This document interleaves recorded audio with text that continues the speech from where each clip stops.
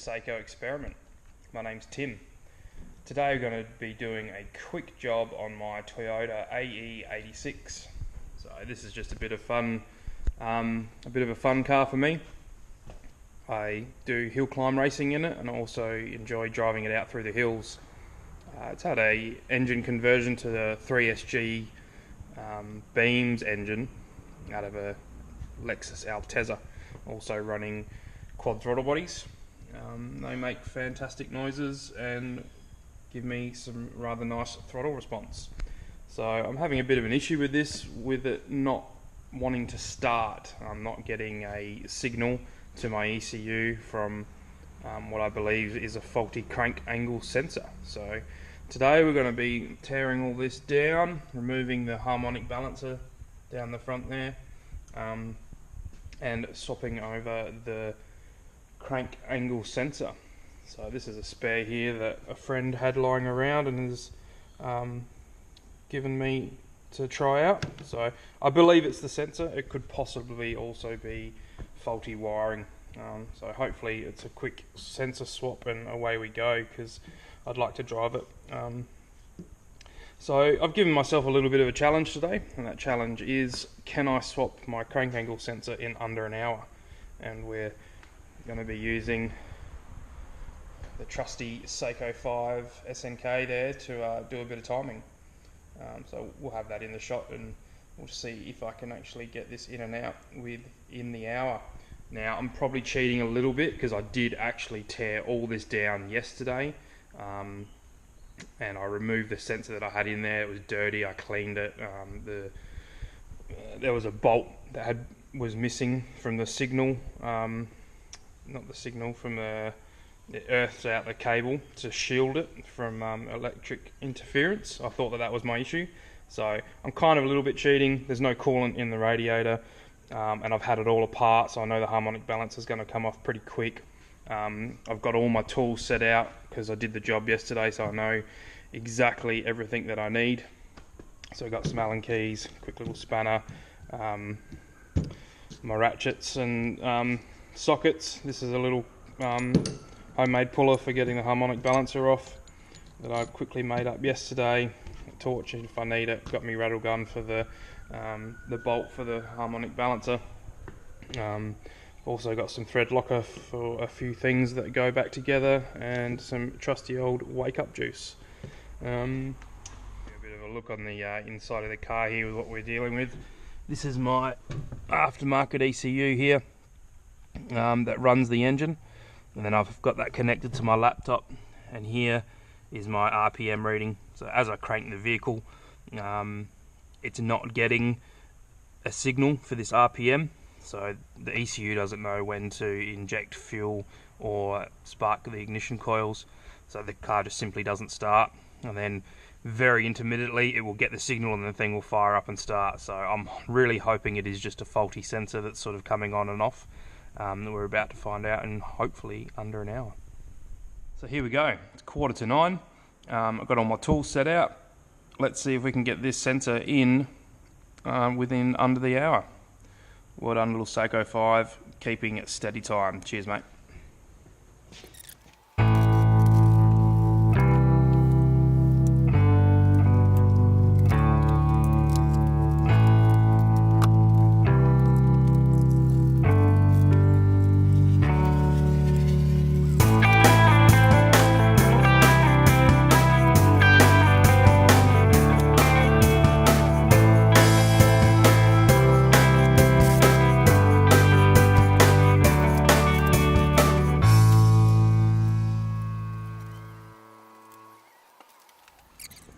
Well, that was a small win.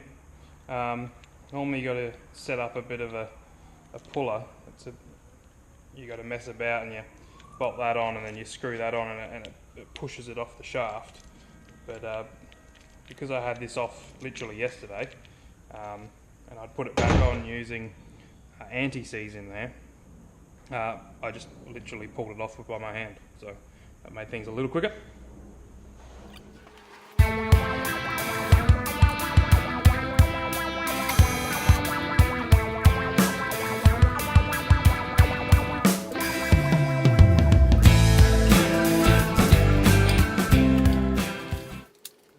just the covers off. So we've got all the covers off and the harmonic balancers off the crank there. And I'll show you what we're playing with. So this little plug up here, that runs all the way down and it sits underneath there, and that's our crank angle sensor. So if you can see the little toothed wheel on the back of the crank there behind the rubber belt, the sensor reads all those little teeth, and then when it gets to that flat section there, the ECU recognises the angle of the crank, hence crank angle sensor. So this is what we're sopping here, right down underneath.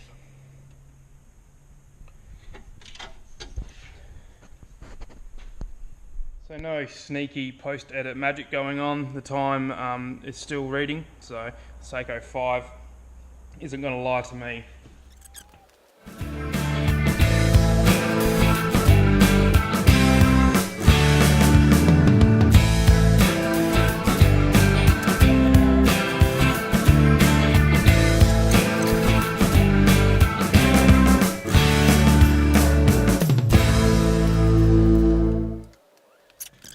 When I put these bolts back in, I'm just going to put a toucher thread locker on there, because I did actually have one of these rattle loose, which is why I first found the issue.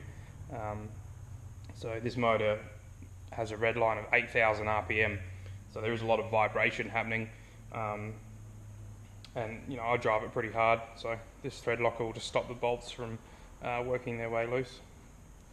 It doesn't take much, it's just a little.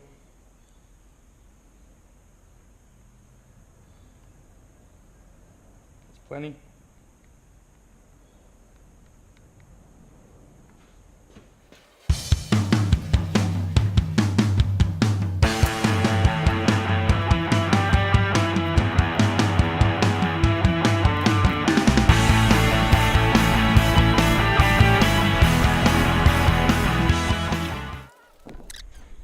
Okay, so new sensor is in.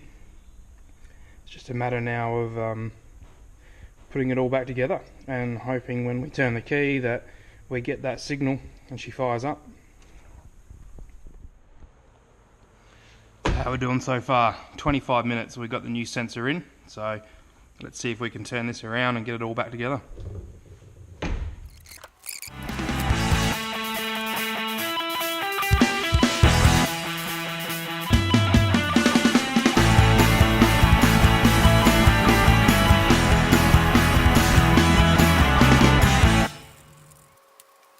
Okay, harmonic balance is going back on. Yeah, make sure you've got some sort of anti-seize in there, because like you've seen before, you know, this might not come off for another 2, 3, 10 years, and if you put a little bit in there, it stops moisture from getting in there and rusting this to the crank, preserves the crank, makes, you know, the job easier for the next guy. So, you know, be a good bloke, put some anti-seize in there.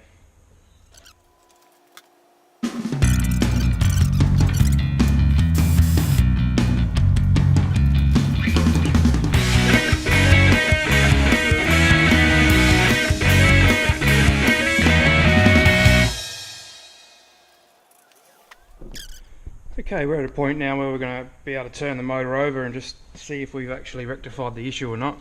Alternator's not connected, a few covers are missing, but that's not going to stop the motor from actually running.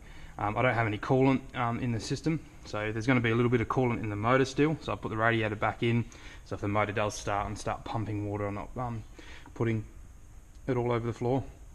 So let's go kick it in the guts and see what happens. Alright, so we're inside the car here. We've got the laptop connected up to the Adaptronic ECU, the one I showed you previously, and we're watching this RPM. So we want to see numbers. If we see numbers, the car will start and we can all have a sing and dance.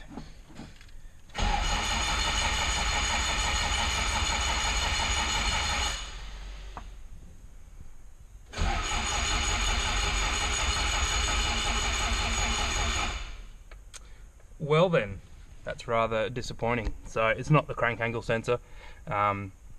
We'd be getting an RPM signal if the old one was faulty and the new one was working. So that sort of puts a stop to this project. I'm going to have to find the issue. So the next step from here is going to be wiring loom, I'd imagine. So we'll have to check out the wiring loom and see if we can find a fault in there somewhere. It's not really the end result that I was after. I was hoping that it was just that sensor. Having had a bolt loose on it and the shield wire not grounded on the previous one, I thought that you know, that was leading to the issue of this car not wanting to start, but obviously it's not. So we chuck that spare in, we're not getting the signal, the car won't start. So we're in under our hour. I reckon if the car started, you know, I had another 25 minutes to get her all pieced back together, I reckon we could have done it. So, you know, the little Seiko 5 did its job today. Trusty little guy, well done buddy. Thanks for keeping time, and you know, just reliable Japanese engineering, just powering on, and you know, keeping track on time, nice and steady. So the little Seiko 5 did his job today. Moving on to wiring fault finding. Now I'm not going to film that because that's going to be awfully dull.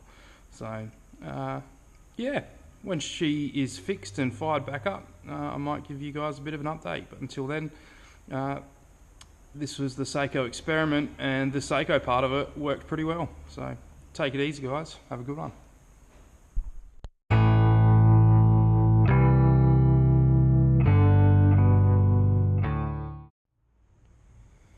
Well,